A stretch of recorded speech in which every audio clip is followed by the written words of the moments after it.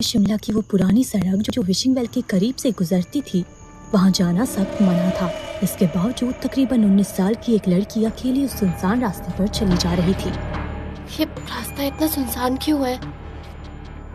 लगता है इस ऑटो वाले ने ना सही कहा था, इतनी रात को अकेले यहाँ नहीं आना चाहिए था।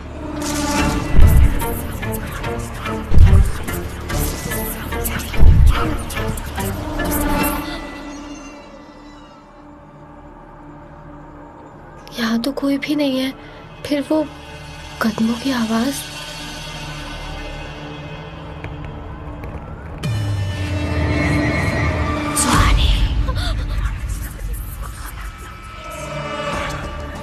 ये आवाज कैसी थी?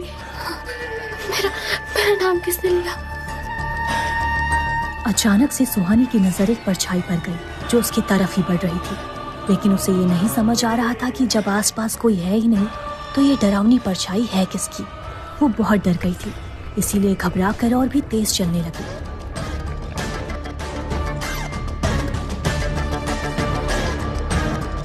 लेकिन जितनी तेजी से सुहानी चल रही थी, वो डरावनी औरत की परछाई उसे पकड़ने के लिए और भी तेजी से उसका पीछा करने लगी। वो साया उसे पकड़ने ही वाला था कि तभी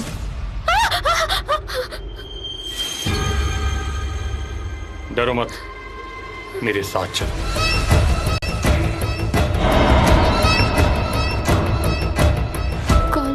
कौन है आप? चुपचाप मेरे साथ चलती रहो। इसके छूते ही वो डरावनी औरत की परछाई वो कहाँ गायब हो गई?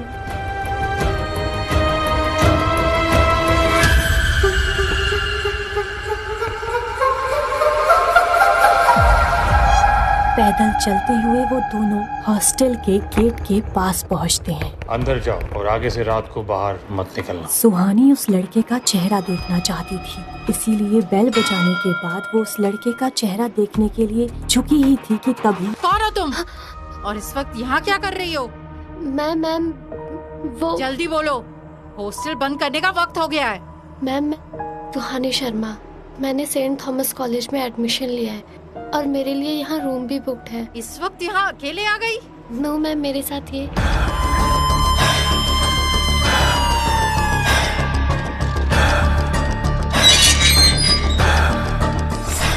किसे ढूंढ रही हो तुम? जिसके साथ मैं यहाँ आई हूँ, अभी तो यहीं था। यहाँ तो कोई नहीं है। जब मैं यहाँ आई तो तुम अकेली खड़ी थी। देखो, काफी देर हो चुकी है, अंदर आ जाओ। और याद रहे, रात के 8 बजे के बाद हॉस्टल से बाहर जाना मना है। आओ, मैं तुम्हें तुम्हारा कमरा दिखाऊं। कौन था वो लड़का? क्या कोई था जो छुपकर सुहानी के ऊपर अपनी नजर रख रहा था? हॉस्टल की वार्डन काफी स्ट्रिक्ट थी, उनसे हॉस्टल की सभी लड़कियां डरती थी।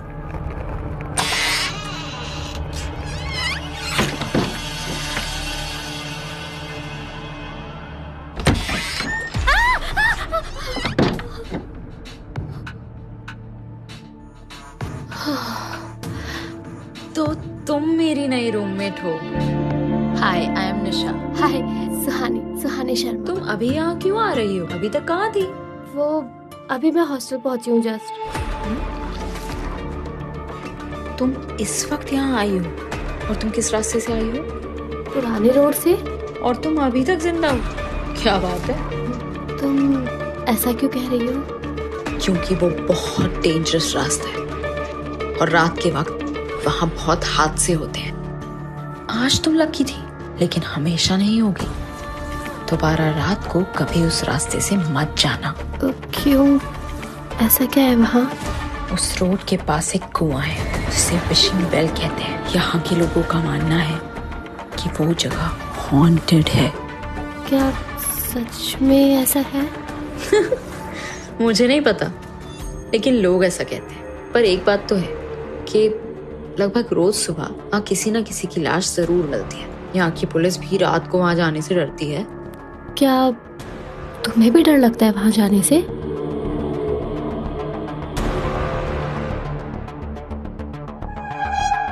हमारी वार्डन की भयानक शक्ल के अलावा मुझे दुनिया में किसी चीज से डर नहीं लगता। निशा का जवाब सुनकर सुहानी भी हंसने लगती है। इसके बाद निशा और सुहानी के बीच बहुत सारी बातें होती हैं। वो दोनों एक दूसरे को अपने अपने बारे में बताने लगती हैं।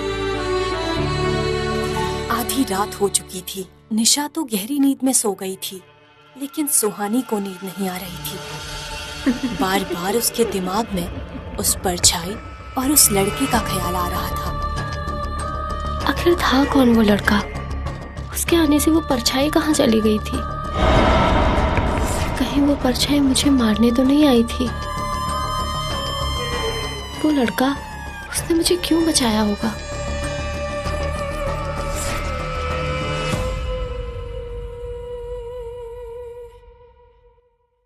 दूसरी तरफ पुरानी रोड के पास वाले कुएं पर एक औरत पहुंचती है।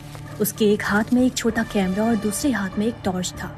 ऐसा लग रहा था कि वो कुछ छानबीन करने के लिए वहां आई है।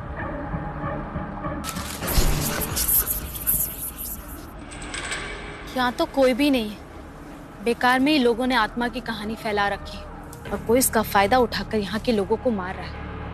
पता नहीं क्या मिलता है लोगों को ऐसी झूठी खबर फैलाते हुए। ये कहानी झूठी नहीं है। जिसकी आवाज है? नहीं, ये सब मेरा वहम है। मैंने यहाँ के बारे में इतना सुन रखा है, इसीलिए ये सब मेरे साथ हो रहा है। मुझे अपना काम करना ही होगा।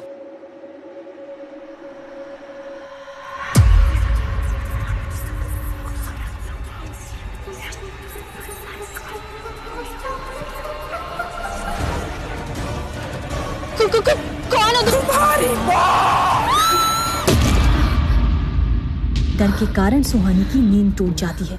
वो देखती है कि निशा गहरी नींद में सो रही है और खुद से कहती है, ओह गॉड, कितना भयानक सपना था। ऐसा लग रहा था जैसे सब कुछ सच में हो रहा है। वो औरत, वो साया, कितना भयानक था।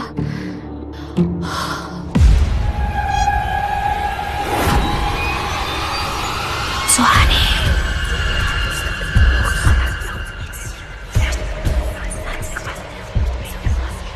सुहानी की जान के पीछे क्यों पड़ा है वो साया? कौन था वो लड़का और उसने सुहानी की जान क्यों बचाई? क्या है विशिंग वेल का राज? जानने के लिए सुनते रहिए हमारी सबसे खौफनाक कहानी साया, अ कर्स्ड लव स्टोरी, सिर्फ पॉकेट FM ऐप पर, वो भी बिल्कुल मुफ्त।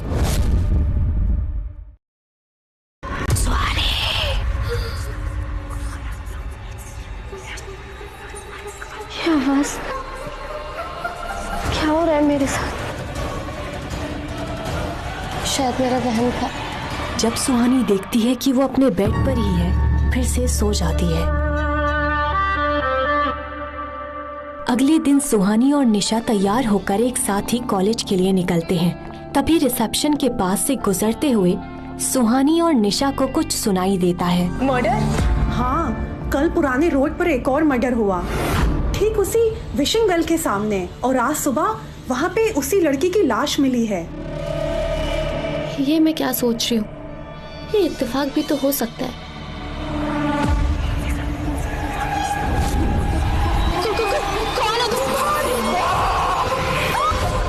शायद इसी वजह से मुझे वो सपना आया। और वैसे भी निशा ने तो कहा था कि विशिंग वेल के आसपास अक्सर ही लोगों की लाशें मिलती हैं। क्या हुआ? सुना तूने? इधर आ। बाय द वे, आज वहाँ किसकी लाश मिली? ये लाश किसी जर्नलिस्ट की। वो कल रात को इन्वेस्टिगेशन के लिए पुराने रोड पर गई थी ना। सपने में वो लड़की एक जर्नलिस्ट ही लग रही थी। नहीं, ये सब मेरा वहम है। क्या हो रहा है यहाँ? चलो, कॉलेज का वक्त हो रहा है। देखा कितनी लकी हो तुम, वरना वो लाश तुम्हारी भी हो सकती थी। एग्जैक्टली। कल रात उस लड़के ने मेरी मदद नहीं की होती ना, तो शायद लाश मेरी ही होती। हाँ? कौन सा लड़का? निशा का सवाल सुन सुहानी थोड़ा संकोच करती है। वो निशा को इस बारे में बताना नहीं चाहती थी। क्या बात है, कल रात जंगल में तुम्हें कोई हीरो मिल गया? दिखता कैसा था? हैंडसम था। तुमने मुझे बताया क्यों नहीं? कुछ भी। अब ये चले बहुत- कॉलेज। गलत बात है। फिर निशा सुहानी को और परेशान नहीं करती और वो दोनों कॉलेज के लिए निकल जाते हैं। लेकिन कॉलेज की ओर जाते समय सुहानी को ऐसा लगता है कि जैसे कोई छुपकर उसे देख रहा है। सुहानी, क्या हुआ? चल। हिमालय की वादियों में सेंट थॉमस कॉलेज बहुत खूबसूरत जगह पर था। ये कॉलेज हिमाचल प्रदेश का सबसे बड़ा कॉलेज है। यहाँ के स्टूडेंट्स या तो बहुत अमीर होते थे या बहुत इंटेलिजेंट। निशा बहुत अमीर थी और सुहानी इंटेलिजेंट, इसीलिए सुहानी को यहाँ एडमिशन मिल पाया था। वो आगे चलकर एक IAS ऑफिसर बनना चाहती थी।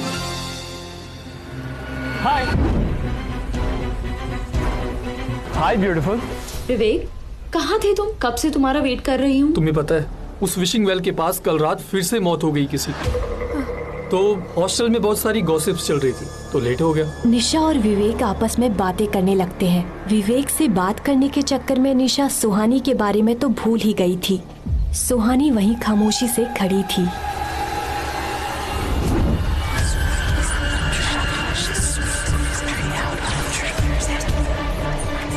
वो ध्यान लगाकर समझने की कोशिश करती है कि वो आवाज कहाँ से आ रही है और उस आवाज का पीछा करते हुए कॉलेज के पीछे चली जाती है। सुहानी निशा और विवेक से काफी दूर कॉलेज के पीछे आ जाती है। वो जगह बिल्कुल सुनसान थी, वहाँ कोई भी स्टूडेंट नहीं था। सुहानी के ठीक सामने एक बड़ा सा बरगद का पेड़ था। उस पेड़ के इर्द गिर्द लाल धागे बंधे हुए थे जिसे सुहानी बड़े गौर से देख रही थी। सुहानी को ऐसा लग रहा था जैसे वो आवाज इस पेड़ से ही आ रही है। बरगद के पेड़ के पास पहुंचते ही उस पेड़ का वातावरण पूरी तरह से बदल जाता है।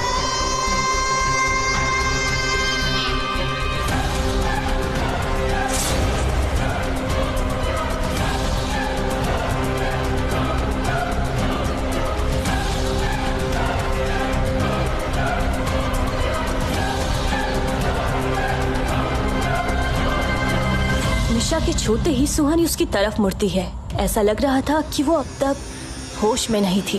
पेड़ के आसपास का माहौल फिर से नॉर्मल हो जाता है। तुम इधर उधर क्या देख रही हो और तुम यहाँ क्या कर रही हो? सुहानी कोई जवाब नहीं दे पाती है क्योंकि उसे खुद को समझ नहीं आ रहा था कि वो वहाँ कैसे पहुँच गई। तुम्हें यहाँ नहीं आना चाहिए था। यहाँ स्टूडेंट्स का आना मना है। ये पेड़ हॉन्टेड है। हॉन्टेड? कुछ महीने पहले इस पेड़ पर एक लड़की ने फांसी लगाकर सुसाइड कर लिया था, इसलिए कॉलेज मैनेजमेंट ने इसे तांत्रिक से बंधवा दिया और इस तरफ हमारा आना मना है। किसकी लाश? कौन थी वो लड़की? निशा, बोलो कौन थी वो लड़की? छोड़ो ये सब, चलो यहाँ से। अच्छा, उसका नाम? निशा, उस लड़की का नाम क्या था? सुहानी, मुझे नहीं पता। छोड़ो ना ये सब, मुझे तुम्हें किसी से मिलवाना है। सुहानी और निशा के जाते ही उस जगह का माहौल फिर से बदल जाता है और जोरों से किसी के हंसने की आवाज वहाँ गूंजने लगती है। Vivek, meet my roommate Suhani and Suhani meet my boyfriend Vivek. Hi Suhani, nice to meet you. आज कॉलेज में हर जगह कल रात हुए हादसे की बात हो रही थी। वो जर्नलिस्ट कॉलेज भी आई थी ना? हाँ, और वो उस विशिंग वेल के बारे में कुछ पूछ रही थी। निशा, उस कुएं को विशिंग वेल क्यों कहते हैं? तुम्हें पता नहीं है क्या? चलो मैं बताता हूँ। यहाँ के लोग मानते हैं कि उस कुएं के पास जाकर जो कुछ भी मांगो वो तुम्हें मिल जाता है। मिल तो जाता है, लेकिन उसके बदले में कुछ ऐसा छीन लिया जाता है जो तुम्हें बहुत प्यारा होता है। कहते हैं वहाँ सालों से एक आत्मा रहती है जो लोगों की विशेस पूरी करती है। पता नहीं विशेस पूरी होती है या नहीं, लेकिन कम से कम शिमला के लोग तो बिल्कुल नहीं जाते। सुहानी को ये कहानी काफी दिलचस्प लग रही थी। वो इस बारे में और भी जानना चाहती थी, लेकिन निशा उसे क्लास में चलने के लिए कहती है। सुहानी, निशा और विवेक एक साथ क्लास की तरफ बढ़ जाते हैं। तभी एक लग्जरी कार कॉलेज कैंपस में आकर रुकती है। उस कार के वहाँ आते ही कॉलेज कैंपस में बिल्कुल खामोशी छा जाती है। जब कार का दरवाजा खुलता है तो उसके अंदर से एक बहुत खूबसूरत औरत बाहर आती है। वो दिखने में इतनी खूबसूरत थी कि लड़के ही नहीं बल्कि लड़कियां भी उसे देखती रह जाती हैं। वो औरत कार से उतरकर कॉलेज के अंदर जाती है। चलते हुए वो औरत सुहानी के पास से गुजरती है तो वो सुहानी को एक नजर देखकर आगे बढ़ जाती है। उस औरत को देखकर सुहानी को अजीब सी बेचैनी हो रही थी। उसके वहाँ से जाने के बाद सभी चैन की सांस लेते हैं। ये लो, फिर से आ गई मैडम। हाँ, आएगी भी क्यों नहीं, कल पुराने रोड पर मर्डर जो हुआ है। ये है हमारी कॉलेज की ट्रस्टी मिस पद्मिनी सिंघानिया। ये बहुत ही अजीब है यार। कुछ लोगों का मानना है कि ये इस शहर में तभी दिखती है जब विशिंग वेल के पास किसी की मौत होती है। लेकिन सुहानी के फिर कुछ कहने से पहले ही निशा उसे और विवेक को क्लास के अंदर ले जाती है। सुहानी ये सोचकर परेशान हो रही थी कि कॉलेज की ट्रस्टी पद्मिनी सिंघानिया, जिन्हें वो आज पहली बार मिली है, वो उसे अजीब तरह से घूर क्यों रही थी।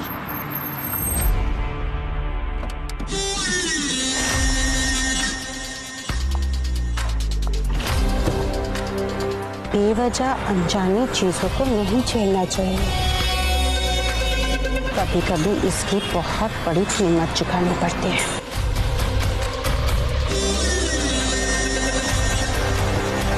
ये अभी अभी क्या बकवास करके गई? वही तो मैं सोच रही हूँ। छोड़ चल। रात के 3 बजे थे। शहर में हर तरफ खामोशी थी। उसी बीच पुरानी रोड में एक लड़का बड़ी तेजी से चल रहा था और ये वही लड़का था जिसने सुहानी को साई से बचाया था।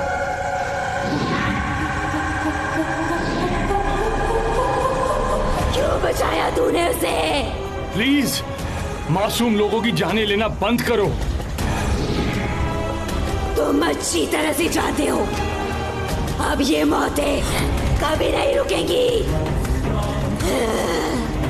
अब मैं तुम्हें ये जाने लेने नहीं दूंगा। तुमने पहले भी कोशिश की थी, लेकिन होता वही है जो मैं चाहती हूँ। कौन है वो लड़की जिसे बचाने के लिए तू मेरे खिलाफ चला गया था? युवराज साई के गुस्से से वाकिफ था, इसलिए वो चुपचाप वहां से जाने के लिए मुड़ा। तुम कितनी भी कोशिश कर लो, अब वो मेरी नजर में आ चुकी है। कब तक बचाओगे उसे?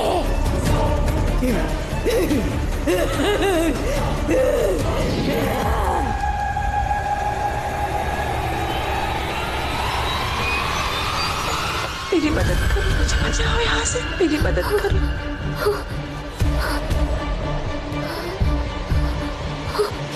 ये आवाज, क्या मैं फिर से सपना देख रही थी?